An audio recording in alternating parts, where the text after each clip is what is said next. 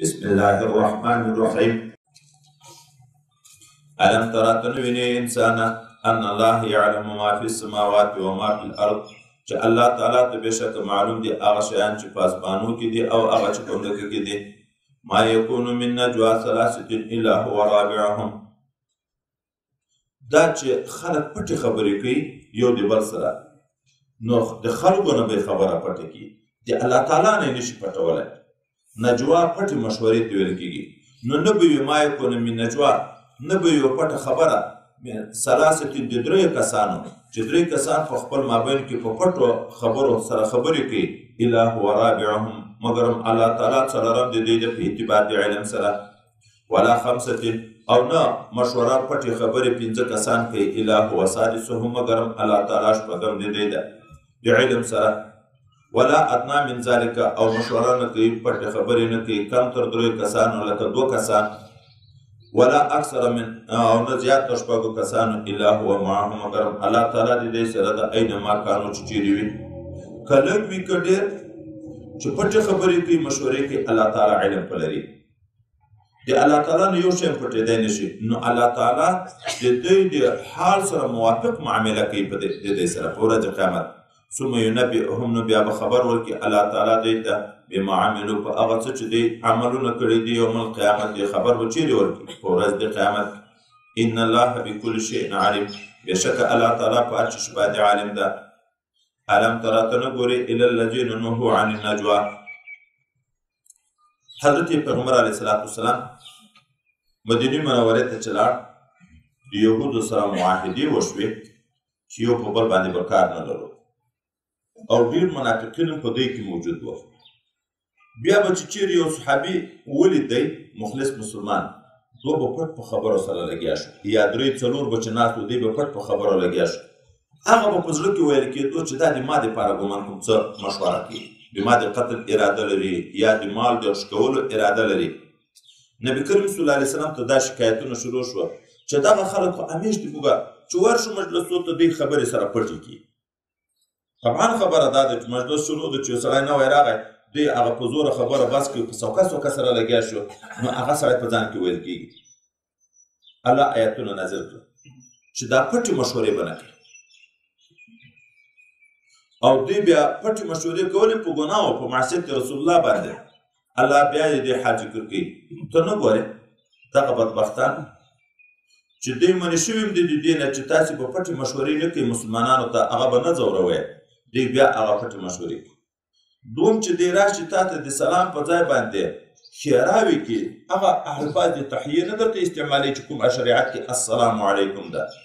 دا یهود بدبختان چې د نبي کریم صلی الله علیه وسلم مجلس ته به راغله، د سلام په ځای به سام ټکی ویلې. سام مرګ ته ویلې کېږي د دې په ژبه. نو سامون علیک دا معنی العیاذ بالله مړ شي. حضرت ام المؤمنین عایشه صدیقه رضی الله عنها د نبي کریم صلی الله علیه وسلم سره ناسته ده چې یهودی راغی، دا الفاظ ویلې سامون علیک. دا پوه شوه د ده په خبر باندې، نو دوی په خوشکه سره په غضب سره وعلیکم السلام واللعنه وغضب الله علیکم،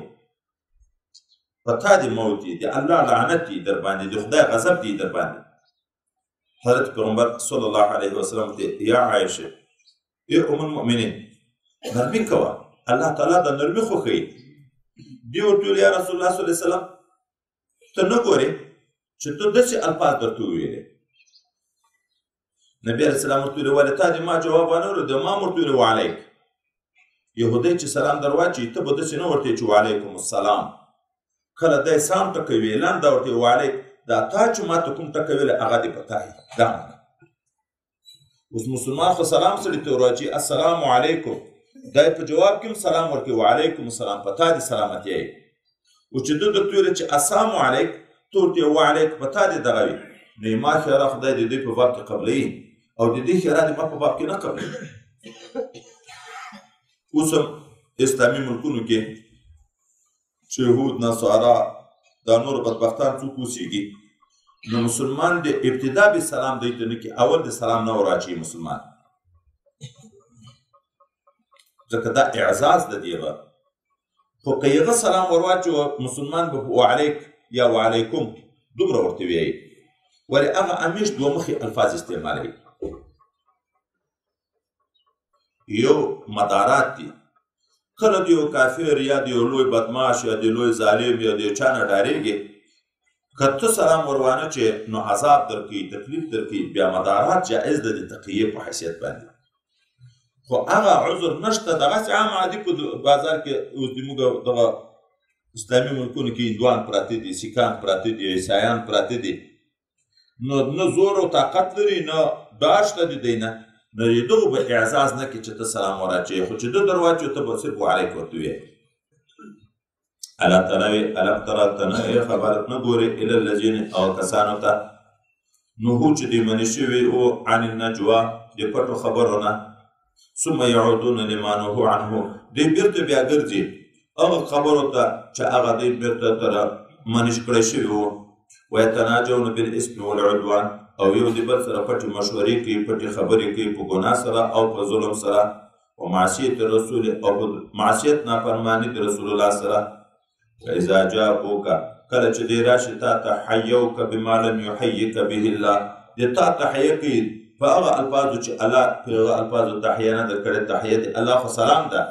دی سام یې ویقولون فی انفسهم بیا بدبختان په زړو کې ویایم ده که دا رښتیا پیغمبر وای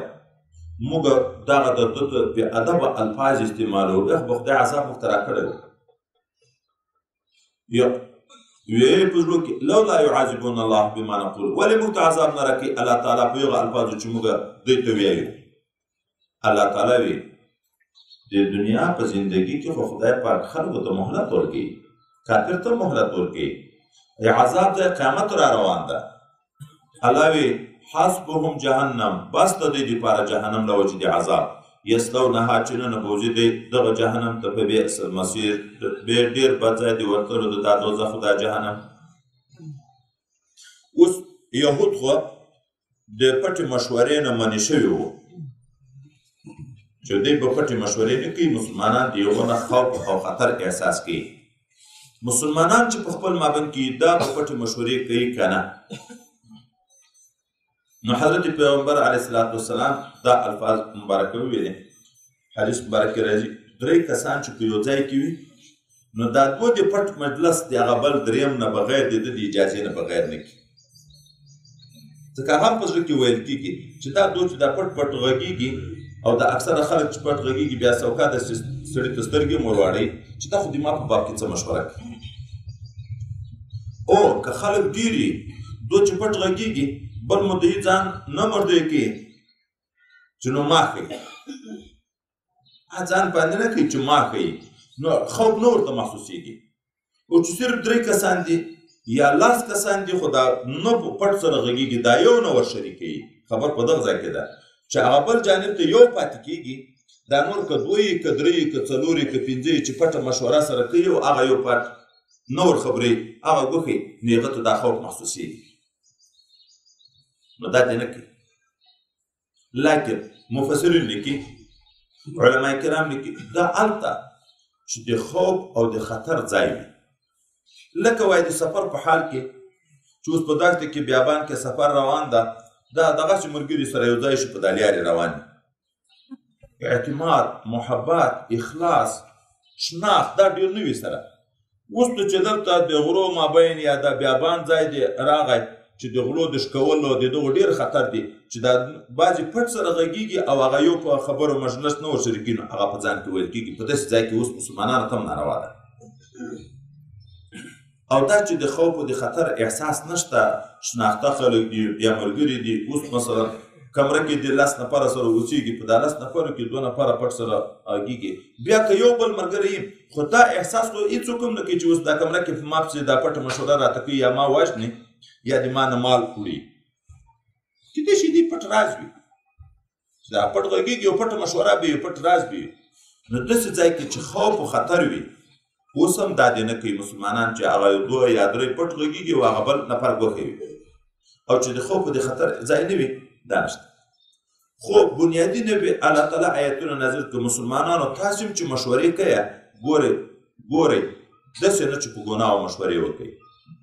چې بېګا سره یو ځای شي څو کسان درځئ چې د پلانکي کور ته ور واوړو یا پلانکی سړی قتل کو میراث یې کو یا پلانکی باغ ته پلانکی درمن ته پلانکی د غلا په نیت پټه مشورې یا د زنا په نیت پټې مشورې یا د سینما په نیت باندې په نورو ګناو په نیتو باندې چې درځئ موږ تاسې پلانکي ځای ته لاړ شو دا به نه کوي او په نیکي او په تقوا باندې پټې مشورې کړی شي اوس ملګري ماخستان کې په خپل منځ کې مشوره سره وکړي سبا ته به پلانکي ځای کې جلسه د ورځو هم څوک نه کې خبر کله داسې چې یو څوک بیا کله مانع د سړي واقع کېږي د دیني مجلس ته شرکت نه سړي مانع واقع کېږي نو ودې کې پټ مشوره دې وکړي دا په نیکي باندې ده یا څه کسان مشوره سره وکړي چې د پلانکي سره به موږ تاسې کومک کوو خو دا راز به پټ ساتو چې هم څوک په موږ تاسې باندې نشي پوی اوس ګوره نن سبا خو بیا داسې خطر دا یو ورځ مې مخکې هم درته ویلي وو غالبا یو چا راته ویلي وه یو دوکاندار د ښه موړ د ښه سړی د زکات ورکوي خو غریب یې په ښکاره نشي ورکولی چې بیا د ما دنیا ښکاره کېږي خلکو ته غله مې تښتوي دا متعلقین نږدې خلکو کې غله ډېر دي نو خپل د زکات شی پټ دوکاندارانو ته ورکړي چې ته یې ما د طرف نه وکیل یې بس دغه روپۍ د ما د طرف نه وکیل ته یې ورکوه نو اوس مثلا چې 1 لک روپۍ په یو ځای ورکوي خو یې سړي سرمایه معلومېږي چې مثلا 40 لکه دی دا 1 لک روپۍ چې 10 ځایه کېږدي نو هغه سړی 10,000 روپۍ ورکړي د زکات یو مسکین ته اصلي مدعي معلوم نه ده چې دا روپۍ دي د چا نو داسې پټې مشورې د خیر په کار وکړي پلانکي او پلانکي سره خفګان ده درځئ چې واشو د دې په منځ کې صلح وکړو داسې مشورې کوي الله وی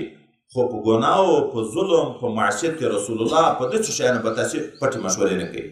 یا ایها الذین آمنو هغه کسانو چې تاسې ایمان راوړئ یعنې ای مؤمنینو اذا تناجیتو کله چې پټې خبرې سره کوئ تاسې فلا تتناجوا بالاسم والعدوان نو ګورئ پټې خبرې مه کوئ په ګناهو او په ظلم سره و معصیت رسول په مخالفت رسول الله صلی الله علیه وسلم سره وتناجوا بالبر والتقوا پټې خبرې مصلحت کوئ په خپله منځو کې په احسان په نیکي او په پرهیزګاري باندې واتقوا الله د الله نه وویرېږئ الذي هغه الله تعالی الیه تحشرون چې هغه الله ته به تاسې ورجمع کېږئ بل ځای کې راځي لا خیر فی کثیر من نجواهم الا من امر بصدقه او معروف او اصلاح بین الناس په اکثرو مشورو کې پټو کې خیر نشته خو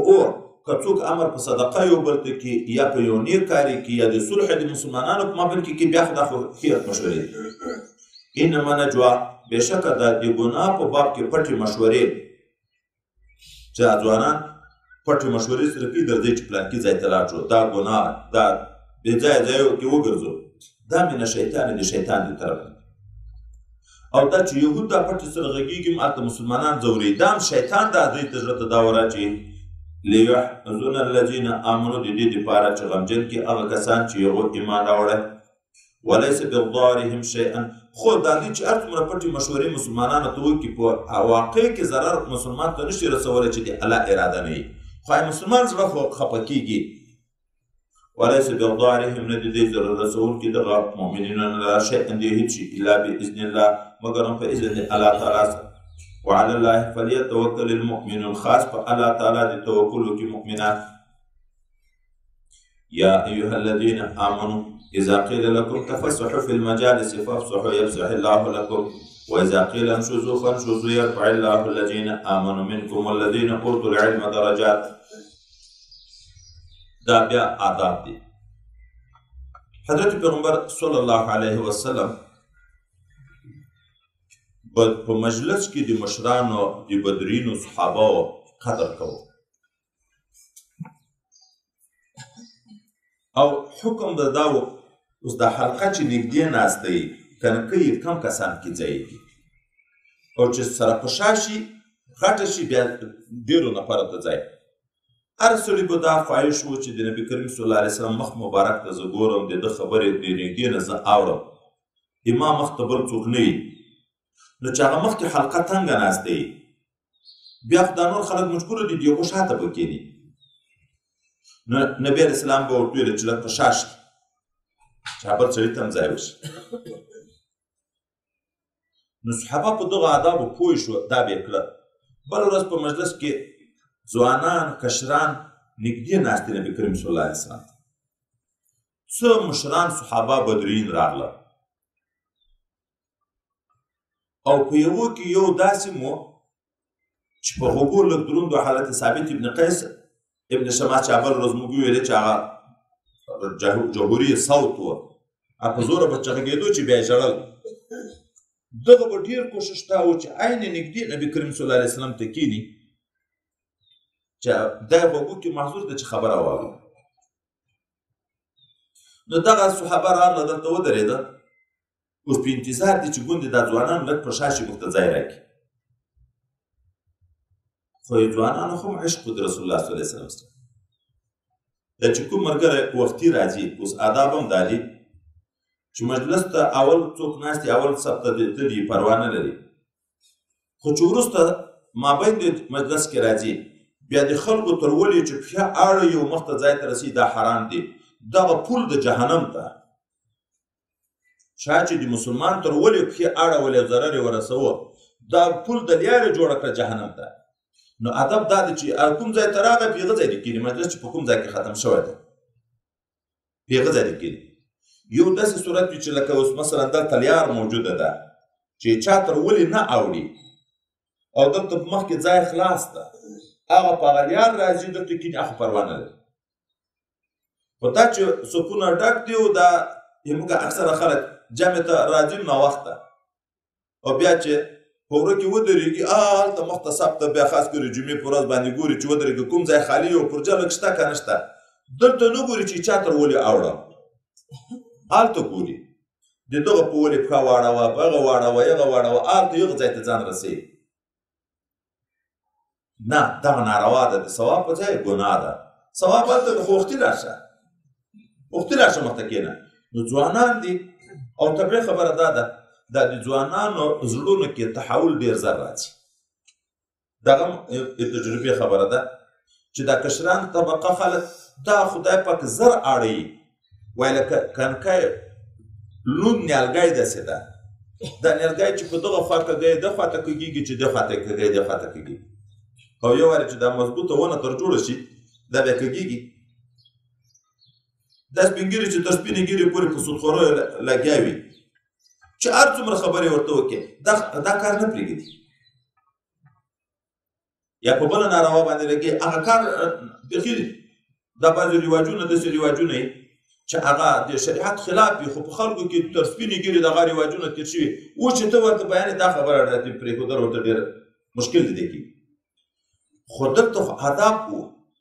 په کار خو دا و چې مشرانو صحابهو ته دا نور ځای ورکړی وای خو چې دوی ورنه کړه نبي کریم صلی الله علیه وسلم باندې دا خبره بوج شوه نو یو باندې چې کشران هلته چې څومره مشران ولاړو د هغو په شمېر مثلا 15 کسان ولاړو په دغه کې وکته چې کوم کشرانو جګشه پلانکیه دا یو ته یې داسې ویلی دا یې جګ کړه یو ته یې ځای راکړه دغه ځوانان په زړه کې ګیلهمن شو چې خو موږ هم دا محبت ته چې د ربي علیه السلام سره نږدې کښېنو د ده مخ مبارک ته وګورو د ده خبرې واورو الله تعالی آیتونه نازل کړه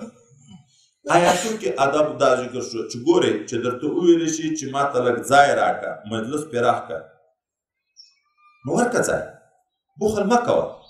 خدای پاک په دغه ازادي په حیثیت چې تا په مسلمان دومره شفقت وکړه چې ځای دې ورته آزاد کړو د کېښودلو دپاره الله به تا ته په جنت کې ازادي پیدا کړي جنت کې به دې ځای ډېر شي یو حدیث مبارک کې راځي څوک چې د مسلمان نه یو کنکی غم د دنیا لري کې الله به غټ غم د غمونه د آخرت ته لري څوک چې په مسلمان په دنیا کې اسانتیا راولي الله به په دغه انسان په دنیا او په آخرت کې اسانتیا راولي څوک چې په مسلمان پرده واچي دوه خیره معنا دی یا لوس ته کالي ورکړه او یا دا چې به انسان ته په ګناه ولیده خو حال یې پټ کړه رسوا یې نه کړه الله به د ده اویا ګناه په قیامت کې ورپټي لنډه دا ده چې الله په کومک د بنده کې ده چې تر څو یو بنده د بل بنده په کومک کې الله تعالی د ده په کومک کې ده نو پرته ځای پراخ کړه خدای پاک په تا ته په جنت کې ځای پراخوي او که درته وویلی شو چې جګ شه لکه اوس نبي علیه السلام چې ویلې جګ شه دا ځان ته بوج مه بوله چې اوس استاد ده یا مشر ده دی ولې ما جګوي بل ته ځای ورکوي جګ شه ولې خدای پاک مسلمانانو ته په قیامت کې ډېر غټ ځای ورکوي خو علماو ته بیا ډېر غټې درجې ورکوي نو د دې معنا څه ده دا ادب د علماو کار ده چې د مجلس په ادب پوه شو خو عالم وي اوس نو عمل په کوه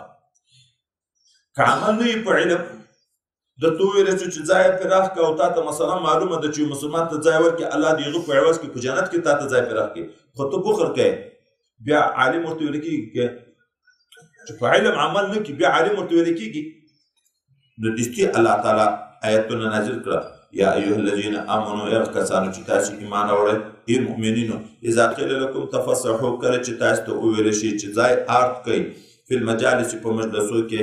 فافسحوا نو ارتوالی وکړئ په ځای کې یفسح الله لکم الله تعالی به تاسو لره پراخي وکړي ارتوالی به وکړي په جنت کې و اذا قیل انشزوا او کله چې وویل شي تاسو ته چې پورته شئ فانشزوا پورته شئ یرفع الله الذین آمنوا منکم پورته کوي الله تعالی هغه کسان چې ایمان راوړی د له تاسو نه په طاعت او فرمانبرداري باندې والذین اوتوا العلم درجات او خاص کر پورته کوي هغه کسان چې هغو ته ورکړی شوی د علم پوهه په ډېرو درجو اوس نو ته چې بل ته جګېږې یا بل ته ځای ورکوې په شا کېږې دا تواضع ده من تواضع لله رفعه الله د عالم باید وای متواضع وي دغه ځای نه معلومیږي چې عالم باید متواضع وي علماو ته چې د غټ مقام غټې درجې خدای ورکړي دا د تواضع برکت ده من تواضع لله رفعه الله او دا چې دی تکبر نه ډک ده چې زه ولې بل ته جګ شم زه ولې بل ته په شا شم نو په خپل علم عمل ونه کړو تکبر ده او څوک چې لوی کوي خدای به یې ذلیله کوي څوک چې تواضع کوي الله به پورته کوي څوک چې تکبر کوي لوی کوي الله به ټیټوي حتی تفضیل کوي یو سړی چې تواضع کوي دته خپل ځان هېڅ نه لیدی کېږي خو د خلکو په زړو کې به خدای دومره محبوب کړي د هغو په نظر کې به خدای دومره عزتمند کړي چې تر خپل پلار نه به د هغه قدر ډېر کوي او څوک چې خپله تکبر کوي ځان غټ ورته لیدی کېږي الله به د خلکو په زړو کې دومره خوار کړي وایي تر سپي به هم بد ورته لیدی کېږي د سپي قدر بیا څوک کوي د سپي سره سړي نزدېکت زړه غواړي خو چې په چا کې تکبر موجود دی د چا زړه نه غواړي بیخي چې ده سره کښېني ناستی وکړي نو دغه علماو ته چې د خپل علم په بنیاد باندې دوی تواضع کوي هغه په کتاب کې شیخ د تواضع په باب کې چې کوم شعر ذکر کوي نهاد شاخ پر میوه سر بر زمین ګورې چنارونه پورته زورونه وایي خو یې سیب ونه دا چې څومره میوه یې ډېرېږي شاخونه لاندې ځي حتی چې اخر څانګې به ورته درېږي ځمکې ته رسېږي څومره چې ونه بارداره کېږي دغومره لاندې طرف ته ځي وایي څومره چې علم زیاتېږي دغومره تواضع پیدا کېږي دا د تصوفو په کتابو کې خو هلته خو مقصود دا ده چې اخلاص پیدا شي دا د تصوفو په سلسله کې دلته چې څومره د سړي مقام جګېږي خپل ځان نږدې ورته لیدی کېږي حتی حضرت مجدد صاحب وایي چې سړي ته خپل ځان تر فرنګي ښه ولیدی شو دا ولې نه ده دلته اوس خلکو ته دستي اشتباه پیدا کېږي هغه کافر ده دی مسلمان ده مسلمان ته خدای پاک غټ مقام تر کافر ورکړی ده که نه څرنګه به دلته ځان تر هغه ښه نه لیدی کېږي وایي ځکه دغه ولی الله خپل ځان خپل صفات ټول ختم کړي دا فنا په مقام ته چې راځي نو خپل ځان څه ورته لیدی کېږي خپل ځان ته په نظر د عدم ګوري اصل کې موږ شي وو عدم و نیستي و که نه و دا خپل وجود هم په استعاره د بل راکړی الله تعالی راکړی خپل مې نه ده د اندامونه ماته الله تعالی راکړي خپل مې نه دي د عقل و فکر علم دا صفات ماته الله راکړي دي خپل مې نه دي نو خپل ځان د عدم په نظر ګوري او هغه ته د وجود په نظر ګوري هغه موجود ده اوس نو وجود اشرف ته تر عدم نه که نه په دغه حیثیت ځان کې به دومره عاجزي پیدا کوي او دا چې عاجزي په چا کې راغله محتواز عالي ده رفعه الله. او دا چې وایي څومره مقامات چې کېږي سړي ته،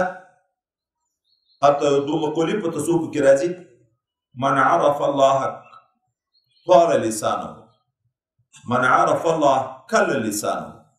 څوک چې الله وپېژني ژبه به اوږده شي، بیانونه به شروع کړي، د الله د ذاتو د صفاتو د اسرارو د دغو بیانونه به کوي. او بل ځای کې راځي چې څوک الله وپېژني ژبه یې ستړې شي، هېڅ بیا نشي ویلی. نو دا خو ظاهره تعرض ده چې څوک الله وپېژني، یو ځای کې دا ده چې ژبه یې اوږده شي، اسرار شروع کړي، بیانونه شروع کړي. او بل ځای کې بیا دا ده چې ژبه یې ستړې شي، ګونګی شي، بیا څه نشي ویلی. وایي یو هغه ځای ده چې سړی هغه ولي مظهر د اسم ظاهر د خدای پاک وګرځي، د صفت وګرځي. اوس په دغه ځای کې د الله د صفاتو مظهر چې شو، د اسم ظاهر چې خپله د صفت مظهر شو، نو الله تعالی متکلم د دی کلام شروع کړي. یا نابع د حکمت په ژبه جاری شي، چینی د حکمت په ژبه جاری شي، بیانونه کوي. او څوک چې پورته شو د هغه نه شویناتو ته، د هغه نه اعتباراتو ته ابهام راځي په ده. اخر چې د ذات تجلیات شروع شي، داسې ابهام ورته شروع شي، ځکه تجلیات د شپږ سره طرفونو یو طرف درک نه ورته لګېږي چې دا ماته اواز د کومه طرف نه ده، ماته دا رڼا د کومه طرف نه ده. نو داسې په حیرت کې واقع شي چې خوله بنده شي، چې زه څه ووایم. نو تواضع علم چې زیاتېږي باید عاجزي زیاته شي. والذین اوتوا العلم درجات. نور خو د علماو فضیلت په عوامو باندې هغه مخکې حدیثو کې ذکر شوی، دلته بیا ډېر حدیث را نقل کړي دي چې حضرت پیغمبر علیه السلام یې بهتري د عالم په عابد. ګورې عوامو کې هغه عامل نه چې په هېڅ نه ده خبر، هېڅ عمل نه کوي، نه هغه مراد ده چې دومره علم یې کړی چې عبادت زده کړی، دومره علم یې کړی چې عبادت زده کړی. دا صوفیتوب ډېر کوي، اوس نفلونه، روژې، ذکرونه دا ډېر کوي. او بل عالم د فرضي عمل کوي، خو نور کوشش د علم په اشاعت کې کوي. د دغه عالم په یغه عالم هغه په واقع کې دومره عالم شو چې دین په زده ده. د یو نه تعبیر په عابد کې ډېره توجه عبادت ته ده. وایي که علم نه وي خو بیا خو عبادت یې هم نه ده قبول، بیا خو عابد نه ورته ویلی کېږي. نو دغه عالم چې هغه په درس و تدریس و په بیانو کې کوشش ډېر کوي چې د خدای ډېر مخلوق په دین خبر کړي، د دغه بهتري په هغه عالم چې هغه صرف د ځان د اصلاح د خپله شخصي عباداتو کوشش کوي، د دغه بهتري په هغه باندې دومره ده لکه د رسول الله صلی الله علیه وسلم بهتري په ادنا صحابي باندې. ولې؟ ځکه دغه عالم چې د علم خدمت شروع کړ، یو خو خلکو ته نیکي بیان کوي، هغه چې نیک عمل شروع کوي دی په عمل کې ورسره شریک شو، الضال علی الخیر کفاعله. بل وایي عالم مقتدا شي، خلک په ده پسې اقتدا کوي. اوس دغه عالم چې نیک کارونه کوي، خلک چې اقتدا پسې کوي، د بنیاد د نیکۍ کې ښایي خلک د ده په لار روان شو. او چې څومره خلک د ده په لار روان شي، د ټولو په ثوابو کې بیا شریک دي که نه ده شریک، ځکه د درجې ډېرې پورته دي. والذین اوتوا العلم درجات والله بما تعملون خبیر. الله تعالی په هغه کارو چې تاسې کوئ ښه خبردار. حضرت پیغمبر علیه السلام ته به مشورو ته خلک ډېر راتله، بیا خاص کر مالدار به ډېر راتله. ولې؟ په اخلاص و محبت پیدا شو. کوم مرید چې د خپل شیخ سره ډېر مخلص شي، دا مرید یو کار هم د خپل شیخ د مشورې نه بغیر نه، که د تجارت کاروبار وي، که د معاملات وي، که هر چی د خپل شیخ په مشوره کې ځان ته خیر بولي. نو د صحابه و د نبي علیه صلات وسلام عاشقان وو. بیا چې چا مال څومره ډېر وي، نو خو هغه ډېرو مشورو ته ضرورت لري، دا کار وکړم که نه، دا شی واخلم که نه. دا مشورې چې ډېرې شوې، د نبي علیه السلام اوقات ټول مشروع شو. ستړی رسول الله صلی الله علیه وسلم ته جوړه شو که نه شو جوړه، ما صاحب پټه خبر ده، دغه راشه وغږېږه، بیا هغه چې وځي صاحب د ما یو پټه مشوره ده، هغه بیا غږېږه، بیا صاحب د ما پټه مشوره ده. اخر وایي رسول الله صلی الله علیه وسلم تنګ کړ. خدای حلیم و، دی حیي او حیاناک ذات و، دومره حیا په ده کې وه چې پیغله، هغه پیغله چې په پرده کې ټول وخت یې کوره نه یې وتلې، په دغه پیغله کې حیا ډېرې تر دغه نه په رسول الله صلی الله علیه وسلم کې حیا ډېره وه چاته عزتي جواب نه شوی ورکولی چې خو زه خو ذاتي نور ستړی یم یا لږ آرام کوم ارغندي خلیفه مبارک صاحب فراش و صاحب فراش کینسر تکلیف یې و چې اخر د دغه نه د دنیا نه ولاړ په هغه وخت کې ژبه به د خوله کې به یې لاړې وچې وې خو دغه بې ځایه صوفیانو دغه ته نه کتل چې خدای خو دې مریض ته لږ آرام وکړي دا ډله راځه دوی خو نوي نوي کېده چې ښه خو زه خو اوس راغلم دا بیا ووځه بل راغله چې خو زه خو اوس راغلم دې غریبانو څه نه ویل ما هلته دا کړي دي چې څه کسان مې تر پورته کړي دي خو یدونه مې څه الفاظ نه دي اورېدلي خو کشم خلیفه مبارک ځای ته یو وخت کې لاړم دا د خلکو چې بې انصافي ولده 15 کسان دلته ناست دي چې دا یو به ووت خلیفه مبارک ما ته دعا وکړه زه ځم صفا به د والله د دغه مې نیت وي قسم مې درته وخوړ چې ملګري خدای د دنیا او د آخرت کامیابي ورته نصیب کړي داسې کسان شته چې په 15 نه 40 نفرو سره ما وظیفه کړې نه یم تر پاسه شم طالب د نیک سړی د وخت نه ضایع کوي ګمراهي نه کوي ګناوې نه کوي په مدرسو کې یا په نیکو ځایو کې پایبند شریعت ته په وظیفه کې هم خوند وي سړي باندې سهولت وي هېڅ بوج په سړي نه راولي او دا جرام چې نه وای د یو غټې ګناه نه را روانې او دلته بیا دستي ته ته وایي چې صاحب دې ما مشوره ده یا صاحب ما سره وظیفه وکړه نو غره ته ذاتي ټنډه ورکړه د یوه سړي نه داسې دردونه تکلیفونه سړي ته پیدا شي چې یوه جمعه بیا په عذاب نو دغه مریدان هم دغه حکم ده باید دا وکړي چې د وظیفو پایبند وي بیا چې ورځي هغه خلیفه په خپل شوق وظیفه ورسره کړي په هغه به هم ذاتي بوج نه وي علم ظاهر په اصطلاح باندې دا علما چې مدرسین موجود دي دا تجربه خو به ټولو ته تقریبا وي چې طالب چې ښه کتاب ګوري پایبند وي استاد په سبق نه پته خو چې طالبان کتاب نه ګوري دا استاد ته خپله خبره لکه بازګشت لکه بیرته چې راګرځي لکه دیوال ته چې غږېږي بس په سړي بوج شي دا ما ډېره تجربه کړې ما استادانو موږ ته دغه خبرې کړې دي چې طالبان چې کتاب نه ګوري بس بیا وخت ضایع تېري خو استاد ته هغه کتاب ویل ډېر بوج وي اهل نه وي اهل نه وي او چې طالبان خپله ښه د کتاب پایبند وي سړي ورسره محبت وي نه یې په پوښتنه په عذابېږي نه یې په سبق باندې په عذابېږي نو الله تعالی دا حکم نازل کړ چې مشورې چې کوي یو وارې صدقې کوي بیا ورځي مشورې ته وروسته چې دا خلکو باندې خبره بوج شوه الله بیرته رحم وکړ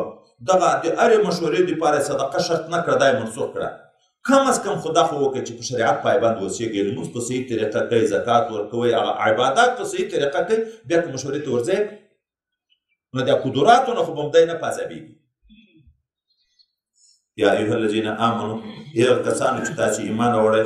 اذا ناجیتم الرسول کله چې تاسې اراده د پټو خبرو وکړه د پیغمبر علیه السلام سره فقدموا بین یدی نجواکم صدقه نو تاسې مخکې کوئ مخکې تر مشورې خپلې نه څه صدقه فقراو ته ورکړئ داسې نه چې رسول الله ته یې ورکړئ فقراو ته صدقه ورکړئ الصدقه تطفئ غضب الله اهل به د ملاقات یا ګناوې به د خدای معاف کړي نو بیا ورشه مشوره ورسره وکړه ذالکم خیر لکم دغه د تاسو لپاره خیر ده و اطهر ډېر پاکیزه ده فإن لم تجدوا که نشوه پیدا کولی فإن الله غفور رحیم خدای په غفور او رحیم ذات اشفقتم آیا وویرېږئ تاسې د فقر نه ان تقدموا بین یدی نجواکم صدقات چې تاسې وړاندې کړئ مخکې تر پټې خبرې خپلې نه صدقې دا در باندې بوج شوه وډار شوئ فإذ لم تفعلوا کله چې تاسې دا کار ونه کړی شو وتاب الله علیکم او الله رحمت باندې رجوع وکړه په تاسې باندې نو کم از کم په اقیموا الصلاة و آتوا الزکات سم خو کوئ لمنځونه ورکوئ زکات و اطیعوا الله ورسوله او د الله او د رسول الله کامل د شریعت خو پایبند شئ یو لمونځ زکات نه د کامل شریعت خو پایبند شئ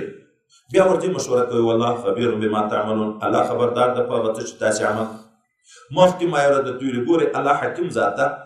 زکات یې په کال کې یو وارې په هغه زائدو روپیو کې د ضرورت نه 40 روپۍ پس کړې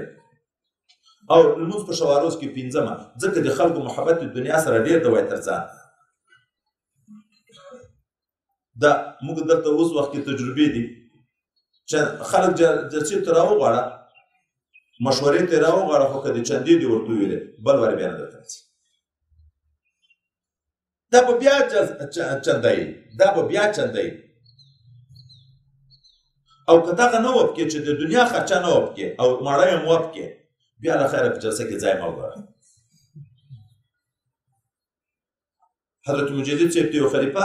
خط ولیکو چې زه خو د خلکو نه ډېر تنګ شوم اوقات یې ټول را مصروف کړي دي خپلو معمولاتو ته نه خلاصېږم ده ورته ویل موړ سړی چې درتلو پور در غواړه چې لنګر کې کمزوري ده پور راکړه مسکین چې درتلو هغه ته پور ورکړه هغه چې ماړه نه پور وغوښتي یو وارې بل وارې خو ذاتي خو چې اوس خلیفه صاحب پور رانه وغواړي بیا خو زه منع هم نشم کړی ذاتي نه ورته تعلق په مخکې به چې په ورځ کې ورتلو اوس میاشتې ته خبر شو 2 میاشتو 3 میاشتو ته خبر شو مسکین ته به چې پور ورکړه هغه به هم 2 وارې بیا زر نه ورتلو چې داسې نه چې پور رانه وغواړي بس علاج شو ځکه وایي الله حکیم ذاته پوهېږي چې دا روپۍ په خلکو بوج دي مخکې نه و چې الله ټوله دنیا نه در غواړي که یې ټوله غوښتې وای بیا به نو تاسو بخل کړی و بیا به مو په اسلام کې شکونه پیدا کړي وو